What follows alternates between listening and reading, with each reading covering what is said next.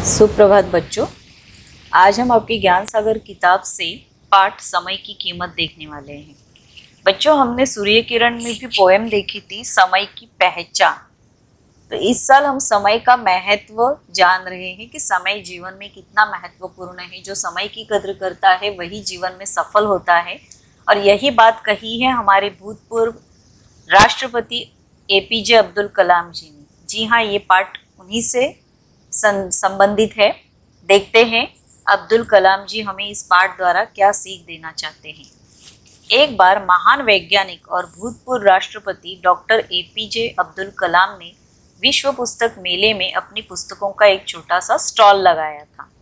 विश्व पुस्तक मेले में, हाँ बच्चों, ये पुस्तक मेला पूरे विश्व में जो मनाया जाता है, ऐसे ये पुस्तक मेला था जहाँ ढेरों किताबों पूरी दुनिया से आती है और उनके स्टॉल लगाए जाते हैं। वे स्टॉल पर मौजूद नहीं थे। कौन? एपीजे अब्दुल कलाम जी स्टॉल पर मौजूद नहीं थे। एक व्यक्ति आया और उसने स्टॉल पर खड़े कर्मचारी से पूछा, उस पुस्तक का मूल्य कितना है? कर्मचारी ने बताया 150 रुपये। व्यक्ति ने पूछा, स्टॉल के मालिक कब आएंगे? कर्मचारी ने बताया कि वे 2 घंटे बाद आएंगे। वह व्यक्ति 2 घंटे बाद वापस आने के लिए कहकर लौट गया। 2 घंटे बाद वह वापस आया तो देखा कि डॉक्टर कलाम स्टॉल पर आ गए थे। उसने अभिवादन किया, नमस्कार किया और उनसे उसी पुस्तक का फिर से मूल्य पूछा। अब्दुल कलाम जी ने कहा 175 रुपये। व्यक्ति बोला, परंतु कुछ समय पहले आपके आदमी ने मुझे इसका मूल्य 150 रुपये बताया था। कलाम जी ने कोई जवाब नहीं दिया। वे चुपचाप अपने काम में लगे रहे। तो देखा बच्चों, ये व्यक्ति जब पहले आए थे तो उनके कर्मचारी ने पुस्तकों का मूल्य 150 बताया था और 2 घंटे बाद वो दोबारा आए और तब जब कलाम जी आए थे दुकान पर, स्टॉल पर, और कलाम जी ने उन्हें पुस्तक का मूल्य बताया 175। तो वो अचंभित रह गया कि ऐसे कैसे, 2 घंटे पहले तो 150 थे, अभी 175 कैसे? लेकिन कलाम जी ने उसे कोई जवाब नहीं दिया बल्कि चुपचाप अपने काम में लगे रहे। व्यक्ति कुछ देर सोचकर बोला, अच्छा सही सही बताइए, आप यह पुस्तक मुझे कितने रुपए में दे देंगे? कलाम जी ने उत्तर दिया 200 रुपये में। अब वह व्यक्ति बहुत नाराज हो गया। वह बोला, यह आप क्या कह रहे हैं? अभी कुछ देर पहले आप ही ने तो इसका मूल्य मुझे 175 बताया था और अब आप 200 रुपये कह रहे हैं। कलाम जी ने शांत स्वर में उत्तर दिया, श्रीमान आप नाराज न हो, हमारा समय बहुत मूल्यवान है। आप जितना मेरा और मेरे आदमियों का समय नष्ट कर रहे हैं उतना ही पुस्तक का मूल्य बढ़ता जा रहा है। पुस्तक के मूल्य में समय का मूल्य भी ऐड हो रहा है। देखा बच्चों, क्या किया? क्यों पुस्तक का मूल्य बढ़ रहा था? क्योंकि वे कलाम जी का समय व्यर्थ कर रहे थे। बार बार उनसे पुस्तक का मूल्य पूछ पूछ कर कलाम जी का समय बर्बाद कर रहे थे, वेस्ट कर रहे थे टाइम। और इसीलिए जो टाइम वो व्यक्ति कलाम जी का वेस्ट कर रहा था, उस टाइम के रुपये भी उस पुस्तक के मूल्य के साथ ऐड हो रहे थे और इसीलिए उस पुस्तक का मूल्य बढ़ता ही जा रहा था। पुस्तक खरीदने से पहले ही उस व्यक्ति ने एक महत्वपूर्ण पाठ पढ़ लिया था। उसने 200 रुपये दिए और चुपचाप पुस्तक लेकर वहां से चला गया। डॉक्टर कलाम के जीवन में समय को अत्यधिक महत्व देने के ऐसे अनेक उदाहरण बिखरे हुए हैं। वे बच्चों को भी यही समझाते थे कि बच्चों महत्वपूर्ण बातें सुनिए, समय का एक एक पल बहुत महत्वपूर्ण है, उसे व्यर्थ नष्ट नहीं करना चाहिए। 24 घंटे बहुत होते हैं, उनमें से एक एक मिनट का समय बचाकर हम उसे किसी उपयोगी कार्य में खर्च कर सकते हैं।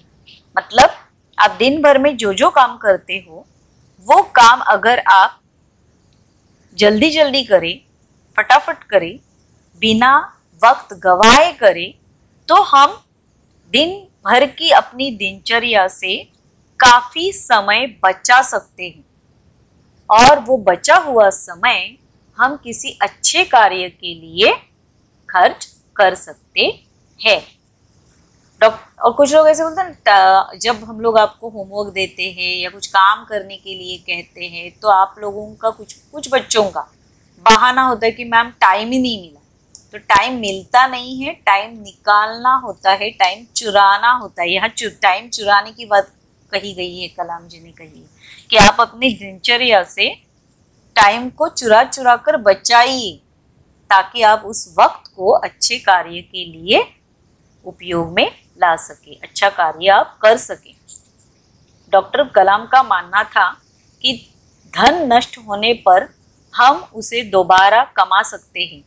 स्वास्थ्य खराब होने पर हम उपचार के द्वारा पुनः अच्छा स्वास्थ्य प्राप्त कर सकते हैं, परंतु हमारी लापरवाही के कारण अगर हम समय नष्ट करें, 1 मिनट का भी समय, हम लाख कोशिशों के बाद दोबारा वापस नहीं पा सकते।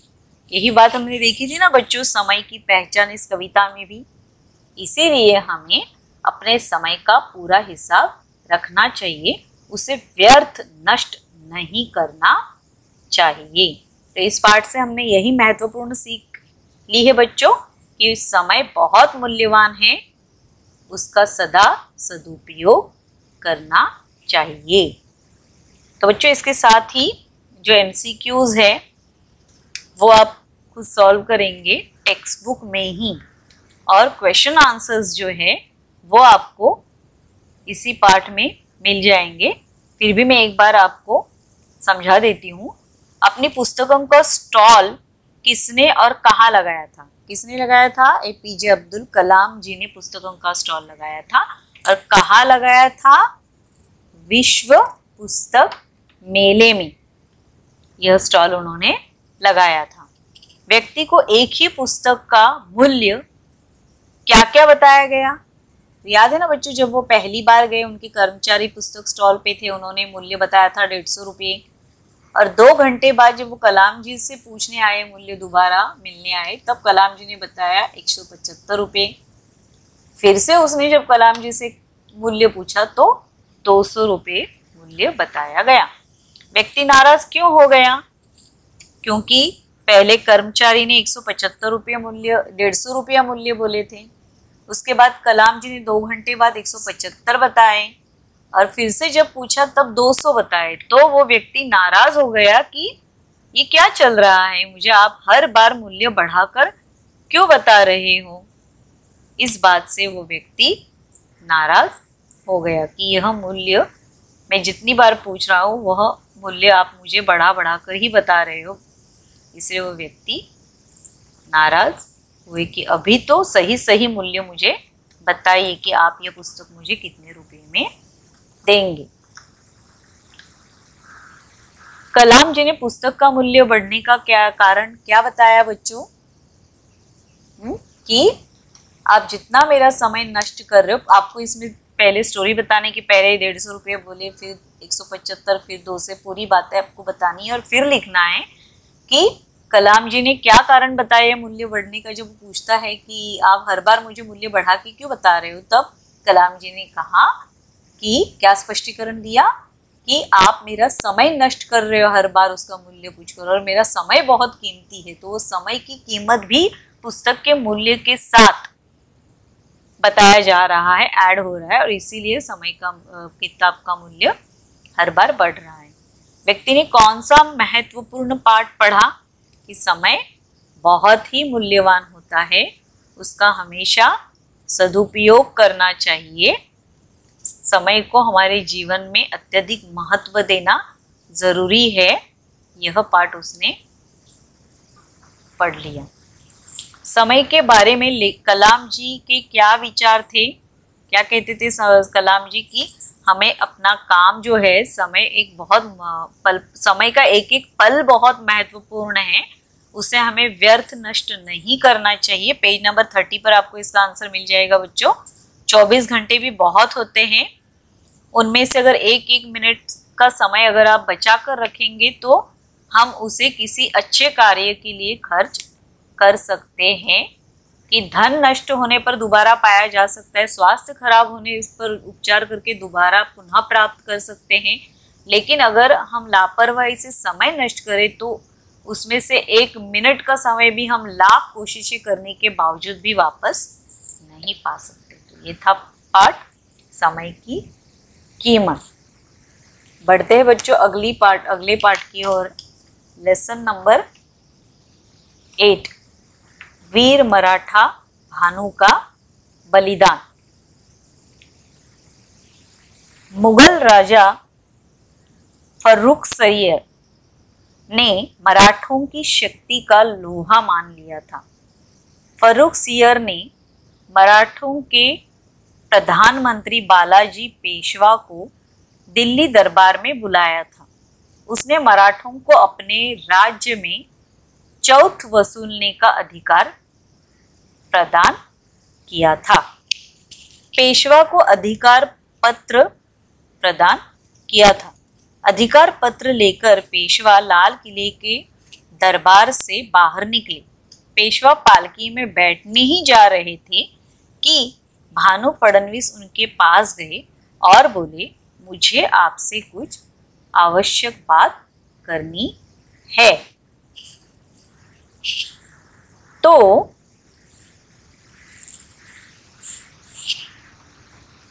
पेशवा ने कहा, मैं रास्ते में गौरी शंकर के मंदिर में पूजा के लिए रुकूंगा, आप वही मुझसे बात करना। तो पेशवा जो है वे दिल्ली दरबार में गए थे बच्चों, और वहां उन्हें मराठों को अपने राज्य में चौथ वसूल करने का अधिकार मिल गया था। मुगल शासक ने यह अधिकार उन्हें दे दिया था, और वही अधिकार पत्र लेकर पेशवा अपने लाल किले के दरबार से बाहर निकले और पालकी में बैठे। तभी वहां भानु फडणवीस आए और उनसे कुछ जरूरी बात करनी चाहिए। तो पेशवा कहते हैं कि रास्ते में मैं रुकने ही वाला हूँ पूजा के लिए, तुम मुझसे वो बात वहां कर लेना। पेशवा पालकी में बैठकर चल पड़े। उनकी पालकी के साथ साथ कुछ मराठा सैनिक भी चल रहे थे। बालाजी पेशवा के साथ मुगल सैनिक भी थे, जिन्हें राजा ने पेशवा की सुरक्षा के लिए भेजा था। पेशवा की पालकी गौरी शंकर मंदिर के सामने जाकर रुकी। मंदिर में खड़ी भीड़ ने पेशवा की जय जयकार की तथा उनका स्वागत किया। बालाजी पेशवा भानु फडणवीस से एकांत में मिले। उन्होंने कहा था ना कि मैं रास्ते में मिलूंगा पूजा करने के लिए, तो उस हिसाब से उन्होंने भानु फडणवीस से मिल भी ली। फडणवीस पेशवा से बोले, आपके साथ धोखा हुआ है। पेशवा गंभीरता से भानु फडणवीस के चेहरे को देखते हुए बोले, मतलब आप क्या कहना चाहते हैं? फडणवीस ने कहा, राजा ने आपको जो अधिकार पत्र दिया है उससे निजामुल्लुक और आसफ खान नाराज है कि ये अधिकार पेशवा बालाजी पेशवा को ही दिया। क्यों दे दिया, हमें क्यों नहीं? इस बात से वो दोनों पेशवा से नाराज हो गए थे। उन दोनों ने निश्चय किया है कि रास्ते में किसी सुनसान जगह पर आप पर हमला करके आपको मार डालेंगे। तो इसलिए हमने पढ़ा ना कि मुगल सैनिक भी उनके साथ चल रहे थे। तो उनमें से ये दो थे, निजामुल्लुक और आसफ खान। ये दोनों ने षड्यंत्र रचा था कि रास्ते में हम बालाजी पेशवा को किसी सुनसान जगह पर मार डालेंगे। पेशवा बोले, मेरे साथ सेना है जो मेरी रक्षा करेगी। भानु बोले, आपके साथ ये जो सेना चल रही है उसमें जो आपको सैनिक दिख रहे हैं उसमें मराठा सैनिक बहुत ही कम है। मुगल सैनिक दुश्मनों से मिल गए हैं। आक्रमण होते ही कुछ सैनिक तो भाग जाएंगे और कुछ दुश्मनों से मिलकर युद्ध करेंगे। फडणवीस की बात सुनकर पेशवा तो चिंतित हुए और बोले, इस हमले से अब कैसे बचा जाए? तो इस तरह से बालाजी पेशवे के साथ धोखा हुआ था और वो चिंता में थे कि इससे बचा कैसे जाए, इस मुसीबत से बाहर कैसे निकले। फडणवीस की बात सुनकर पेशवा चिंतित तो हो गए। तो भानु फडणवीस ने कहा, पहले आप पूजा कर ले, ईश्वर कोई ना कोई मार्ग अवश्य सुझा देंगे। पेशवा और फडणवीस दोनों ने बैठकर गौरी शंकर की पूजा की। फडणवीस बोले, आप सबसे यह कह दें कि भानु किसी जरूरी काम से शहर में रह गया है, वह बाद में आएगा।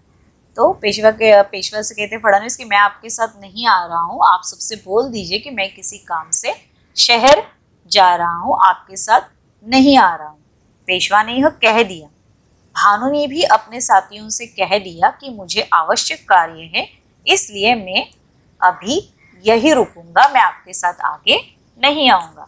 भानु फडणवीस ने पेशवा से कहा, आप मेरे वस्त्र पहन लीजिए, मैं आपके वस्त्र पहन लेता हूँ और आपके स्थान पर आपकी पालकी में बैठ जाता हूँ। इसी बीच आप अपना अधिकार पत्र लेकर आगे चले जाइए, निकल जाइए यहाँ से। पेशवा बोले, हमला होगा तो तुम्हारी जान जा सकती है, मैं तुम्हें ऐसे खतरे में डालकर नहीं जा सकता। अगर तुम्हें कुछ हो गया तो मैं तुम्हारे बच्चों को क्या मुंह दिखाऊंगा, क्या जवाब दूंगा। भानु बोले, हमले में जान भी चली जाएगी तो भी कोई बात नहीं, आप और अधिकार पत्र दोनों सुरक्षित पहुंच जाना जरूरी है। आप मेरे परिवार को सारी बात समझा देना, वे जरूर समझ जाएंगे। यदि इस समय मैं चूक गया तो मेरे बच्चे कहेंगे कि बापू के रहते पेशवा के साथ दगा कैसे हुआ, वे मुझे कभी माफ नहीं करेंगे।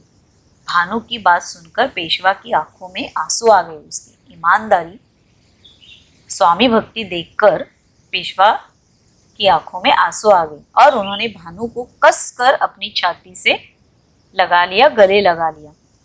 पेशवा ने भानु के वस्त्र पहन लिए। भानु ने कहारों से कहकर पर्दे डलवा दिए और पेशवा के सिर में दर्द है, पालकी में ठीक से पर्दा लगा ले जिससे पेशवा को धूप न लगे। ऐसे कहा कि पेशवा के सर में दर्द है, वो उनके जो पालकी है जिसमें पेशवा बैठे थे उसके पर्दे अच्छे से लगा लो, धूप नहीं लगनी चाहिए। और खुद अंदर पालकी में जाकर पेशवा जी के कपड़े पहनकर बैठ गए। थोड़ी देर बाद पेशवा की जगह भानु पालकी में बैठकर चले गई। रास्ते में उन पर आक्रमण हुआ। भानु ने बड़ी बहादुरी के साथ मुकाबला किया, परंतु उनकी जान चली ही गई। मुगलों ने पेशवा की मृतदेह की तलाशी ली, लेकिन उन्हें वह अधिकार पत्र नहीं मिला। उन्होंने इसी बात पर संतोष कर लिया कि कम से कम पेशवा नाम का एक कांटा तो रास्ते से दूर हो गया। मुगलों की यह प्रसन्नता ज्यादा देर तक नहीं टिक पाई। उन्हें जल्दी ही पता चल गया कि पेशवा अधिकार पत्र लेकर अपने पड़ाव तक सुरक्षित पहुंच चुके हैं। भानु फडणवीस ने मराठा गौरव को रक्षा के लिए अपने प्राणों का सहर्ष बलिदान कर दिया। उनका यह बलिदान इतिहास में सदा अमर हो जाएगा, अमर हो गया, सदा स्मरण किया जाएगा। तो बच्चों, इस पाठ से हमें यह सीख मिलती है कि देश की रक्षा के लिए किया गया बलिदान व्यक्ति को अमर कर देता है। इसीलिए तो महात्मा गांधी, लाल बहादुर शास्त्री, लोकमान्य तिलक, ये ऐसे नेता हैं, ऐसे काफी बहुत से नेता हैं जिन्होंने स्वतंत्रता के लिए अपने प्राणों का बलिदान किया और आज भी उन्हें लोग याद करते हैं क्योंकि वे इतिहास में अमर हो गए हैं, क्योंकि देश के लिए उन्होंने अपने प्राणों का बलिदान दिया था। तो बच्चों, क्वेश्चन आंसर देखिए। फर्रुख सियर ने बालाजी पेशवा को दिल्ली दरबार में क्यों बुलाया था? क्यों बुलाया था? देखिए बच्चों, पाठ की शुरुआत में ही आंसर है, पहले पैसेज में ही। मराठों की शक्ति का उन्होंने लोहा मान लिया था और फर्रुख सियर ने मराठों के प्रधानमंत्री बालाजी पेशवा को दिल्ली दरबार में बुलाया था। क्यों? क्योंकि मराठों को अपने राज्य में चौथ वसूल करने का अधिकार उन्हें दे देना था। वो अधिकार प्रदान करने के लिए ही उन्हें दिल्ली दरबार में बुलाया गया था, वो अधिकार पत्र प्राप्त करने के लिए। गौरीशंकर मंदिर में भानु ने पेशवा को क्या बताया? उन्होंने उस षड्यंत्र के बारे में बताया ना कि किस तरह से उन्हें सुनसान रास्ते में उनका कत्ल करने वाले थे मुगल सैनिक जो थे दो, जिनका नाम था निजामुल मुल्क और आसफ खान। ये दोनों चाहते थे कि वो अधिकार पत्र उन्हें मिले और वो नहीं मिले, जिसके कारण वो नाराज थे और किसी सुनसान जगह पर वे पेशवा बालाजी पेशवा को हमला करके मार डालना चाहते थे। पेशवा को बचाने के लिए भानु फडणवीस ने क्या किया बच्चों? पालकी में वस्त्र बदलकर, कपड़े बदलकर उन्होंने बालाजी पेशवा के कपड़े पहन लिए और अपने कपड़े बालाजी पेशवा को दे दिए और उनकी जगह चुपचाप पालकी में बैठ गए, पर्दे लगवा लिए ताकि अगर हमला हुए तो, और पेशवा जी को कहा कि आप ये अधिकार पत्र लेकर अपने पड़ाव तक आगे निकल जाइए ताकि अगर कोई धोखा हुआ तो पेशवा सुरक्षित वहाँ से बचकर निकल जाएंगे। इसीलिए उन्होंने उन्हें बचाने के लिए ये करने के लिए कहा। भानु फडणवीस किस प्रकार मारे गए? तो जिस तरह से उन दोनों ने षड्यंत्र किया था, निजामुल मुल्क और आसफ खान, इन दोनों ने षड्यंत्र किया था और उसी षड्यंत्र की तहत उन्होंने भानु फडणवीस को सुनसान जगह पर, वो समझते थे कि यही पेशवा है, इसलिए सुनसान जगह देखकर वहां उन पर हमला किया। भानु फडणवीस ने बहुत कोशिश की अपने आप को बचाने की, लेकिन अंत में उन्हें मार दिया गया। इस कहानी से हमें क्या शिक्षा मिलती है बच्चों? कि देश की रक्षा के लिए अगर अपने प्राणों का बलिदान भी देना पड़े तो हमें पीछे नहीं हटना चाहिए, क्योंकि देश की रक्षा के लिए जो बलिदान देते हैं अपने प्राणों का, वे इतिहास में वे लोग अमर हो जाते हैं। इतिहास उन्हें सदैव स्मरण में रखते हैं, आने वाली पीढ़ियां उनका गुणगान करते हैं। तो बच्चों, इसके साथ ही हम अगला लेसन देखते हैं। नेक्स्ट लेसन है सच्चे आदमी की खोज। बहुत पुरानी बात है, सुरेंद्र नाम का एक राजा था। उसके कर्मचारी बहुत ही बेईमान थे। प्रजा से वसूले गए कर की पूरी राशि राजकोष में वे जमा नहीं करते थे, बल्कि राजा अपने कर्मचारियों की बेईमानी से बहुत परेशान था। राजा एक ऐसा अधिकारी चाहता था जो ईमानदार और सच्चा हो। राजा ने अपने मंत्री को बुलाया और कहा, सारे राज्य में ढिंढोरा पिटवा दीजिए कि कर वसूलने के लिए एक योग्य व ईमानदार व्यक्ति की आवश्यकता है। जो उम्मीदवार स्वयं को इस पद के लिए योग्य समझते हो, वे अमावस्या के दिन महल के द्वार पर पहुंच जाए। तो राजा को खोज थी एक ईमानदार आदमी की, तो उन्होंने ढिंढोरा पिटवा दिया कि जो अपने आप को इस पद के लायक समझता है वो आ जाए अमावस्या के दिन। अमावस्या के दिन अनेक उम्मीदवार महल के द्वार पर आकर खड़े हो गए। संध्या के समय जब कुछ अंधेरा हो गया, तब राजा ने उन्हें राजसभा में बुलाया।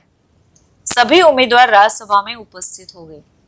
राजा ने उन सबसे कहा, बारी बारी से एक एक उम्मीदवार नृत्य करे। नृत्य का नाम सुनते ही एक एक करके सभी उम्मीदवार वहां से खिसक गए। तो ये बहुत ही अजीब परीक्षा ली। उन्होंने कहा कि सबको एक एक करके नृत्य करना होगा। अब ये क्या अजीब था, नृत्य क्यों करना है?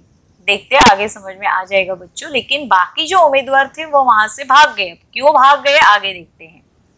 सारी सभा खाली हो गई, केवल एक ही युवक बच गया। उस युवक का नाम था सौरभ। सौरभ राजा के सामने नृत्य करने लगा। राजा ने कहा, एक यही व्यक्ति सच्चा और ईमानदार है, बाकी सारे चोर और बेईमान थे। मैंने राजमहल के गलियारों में सोने के नकली सिक्के रखवा दिए थे। ऐसा मैंने जानबूझकर परीक्षा लेने के लिए किया था। राजा ने क्या किया था कि राजमहल में आते समय जो गलियां लगी थी, उन गलियों में जानबूझकर नकली सोने के सिक्के रखवा दिए थे और स्वार्थ में उन युवकों ने वे सिक्के उठाकर अपनी जेबों में डाल लिए, अपनी जेबें भर ली उन सिक्कों से। तो अगर वे नृत्य करते तो उनकी जो जेबों में भरे हुए सिक्के आवाज करते और इसीलिए और उनकी चोरी पकड़ी जाती। वो तो आए थे, राजा को चाहिए था कोई ईमानदार व्यक्ति, और जो अपने आप को ईमानदार समझता है, उस पद के लायक समझता है, उन्हें बुलाया था। तो ये सारे आ गए थे, वो समझते थे कि हम ईमानदार हैं, हम इस पद के लायक हैं। लेकिन जो राजा ने उनकी परीक्षा लेने के लिए बीच बीच में सोने के सिक्के रखे थे, नकली सोने के सिक्के, वे उन्होंने चुपचाप उठाकर अपनी जेबों में भर लिए थे। और उन्हें पता था कि अगर हम नाचना शुरू कर दे तो उसकी आवाज होगी और हम पकड़े जाएंगे, और इसीलिए वे वहां से भाग गए कि उनकी चोरी कहीं पकड़ी न जाए। राजा सौरभ से बहुत प्रसन्न हुआ। एक अकेला सौरभ भी बच गया जो नाचने के लिए तैयार हो गया, क्योंकि उसने वहां से वे सिक्के नहीं उठाए थे। वो ईमानदार था, वो जानता था कि ये मेरी सिक्के नहीं हैं, ये मेरी अमानत नहीं है, तो इसे मैं नहीं उठा सकता। वो ईमानदार था, इसीलिए उसने वे सिक्के उठाए नहीं, और उसकी इस ईमानदारी से राजा बहुत प्रसन्न हुए। उसे कर वसूलने का सबसे बड़ा अधिकारी बना दिया तथा उसकी ईमानदारी पर खुश होकर राजा ने उसे बहुत सारा धन भी दे दिया। तो बच्चों, ईमानदार व सच्चा व्यक्ति ही लक्ष्य की प्राप्ति कर सकता है अपने फर्ज की तरफ। जो ईमानदार है, प्रामाणिक है, सच्चा है, ऐसा व्यक्ति ही जीवन में सफल हो सकता है, अपने लक्ष्य को प्राप्त कर सकता है। तो इसीलिए बच्चों, आज हमने इस लेसन से यही सीख ली कि हमें हमेशा सदैव ईमानदार रहना है। सच्चा व्यक्ति कभी अपने कार्य के प्रति बेईमानी नहीं करनी चाहिए। अपना जो भी काम है, जैसे आपकी उम्र में पढ़ना यह आपका कार्य है, तो आपको अपनी पढ़ाई के प्रति भी ईमानदार होनी चाहिए। सच्ची लगन के साथ हमें अपनी पढ़ाई का कार्य पूर्ण करना चाहिए। तो इसमें एमसीक्यू आप खुद सॉल्व करेंगे, और क्वेश्चंस जो लिखने हैं आपको नोटबुक में वे हैं, राजा क्यों परेशान था। क्यों परेशान था, पाठ के पहले पैसेज में ही आंसर है कि उसके कर्मचारी बहुत बेईमान थे। प्रजा से जो कर वसूली करते थे उसकी रकम वो पूरी की पूरी राजकोष में जमा नहीं करते थे, और कर्मचारियों की इसी बेईमानी के कारण राजा बहुत परेशान था। फर्स्ट पैसेज में ही बच्चों आंसर है। मंत्री को बुलाकर राजा ने क्या कहा, क्या ढिंडोरा पीटने के लिए कहा मंत्री को बुलाकर, कि कर वसूलने के लिए। देखिए उसके नीचे ही, उस पैसेज के नीचे ही सेकंड पैसेज में आंसर है कि कर वसूल करने के लिए एक योग्य व ईमानदार व्यक्ति की आवश्यकता है। जो व्यक्ति अपने आप को इसके लायक समझता है, इस पद के योग्य समझता है, वे अमावस्या के दिन महल के द्वार पर पहुंच जाए परीक्षा देने के लिए। नृत्य का आदेश सुनते ही सभी उम्मीदवार दरबार से क्यों खिसक गए, क्योंकि राजा ने क्या किया था, राजमहल की तरफ आते हुए बीच में जो गलियारे लग रहे थे उन गलियों में नकली सोने के सिक्के रखवा दिए थे काफी सारे, और ये जो उम्मीदवार आए थे जो अपने आप को ईमानदार मानते थे, उस पद के लायक समझते थे, उन्होंने चुपके से वो सिक्के उठाकर अपनी जेबों में भर लिए थे। और जब राजा ने उन्हें नृत्य करने के लिए कहा तो उन्हें समझ आ गया कि अगर हम नाचेंगे तो सिक्कों की आवाज होगी और हम पकड़े जाएंगे, इसीलिए वे वहां से खिसक गए। पेज नंबर 43 पर आंसर है बच्चों इसका, पेज नंबर 44 पर इसका आंसर है। अधिकारी पद के लिए राजा ने सौरभ का चयन क्यों किया,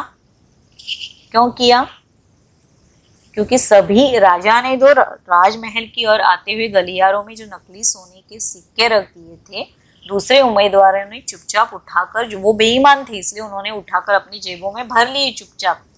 लेकिन सौरभ ने ऐसा कुछ नहीं किया, वो जानता था वो धन उसका नहीं है, इसीलिए उसने उसे उन सिक्कों को नहीं उठाया। और राजा को ऐसे ही सच्चे और ईमानदार व्यक्ति की जरूरत थी, और इसीलिए उस अधिकार पद के लिए राजा ने सौरभ का चयन किया। इस कहानी से हमें क्या शिक्षा मिलती है बच्चों? Very important question. इस कहानी से हमें क्या शिक्षा मिलती है? कि हमें हमेशा अपने कार्य के प्रति ईमानदार होना चाहिए, क्योंकि हम अगर अपने कार्य के प्रति ईमानदार रहे तो ही हम अपने लक्ष्य को प्राप्त कर सकते हैं। बच्चों, आपको इनिशियली स्टोरी शॉर्ट में बिल्कुल संक्षेप में लिखनी है, संक्षेप में लिखनी है, और उसके बाद ही इसका संदेश सीख आपको बतानी है। तो शुरू में वो पूरी स्टोरी बतानी पड़ेगी, किस तरह राजा परेशान थे, कर वसूली के लिए योग्य व्यक्ति नहीं मिल रहा था, और जब वो परीक्षा के लिए कुछ युवकों को बुलाते हैं तो किस तरह से दूसरे युवक जो है वो सिक्के जो रास्ते में मिले थे, नकली सोने के सिक्के जेबों में भर लेते हैं, और सुरेंद्र है वो एक भी सिक्का नहीं उठाता और राजा की परीक्षा में पास हो जाता है, क्योंकि वो एक सच्चा और ईमानदार व्यक्ति होता है, और इसीलिए राजा उसे सबसे बड़ा अधिकारी, कर वसूलने का सबसे बड़ा अधिकारी बना देते हैं, और खुश होकर उसे इनाम में बहुत सा धन भी दे देते हैं। मतलब उसकी लक्ष्य की प्राप्ति उसे इसीलिए हुई, उसे अधिकारी इसलिए बनाया गया क्योंकि वह एक ईमानदार और सच्चा व्यक्ति था। तो हमें भी अगर अपने कार्य की पूर्ति करनी है, कार्य में सफल होना है, तो हमें हमेशा ईमानदार रहना चाहिए और अपने लक्ष्य को प्राप्त करना चाहिए। तो ये थे क्वेश्चन आंसर, आपको हिंदी नोटबुक में लिखने हैं। धन्यवाद।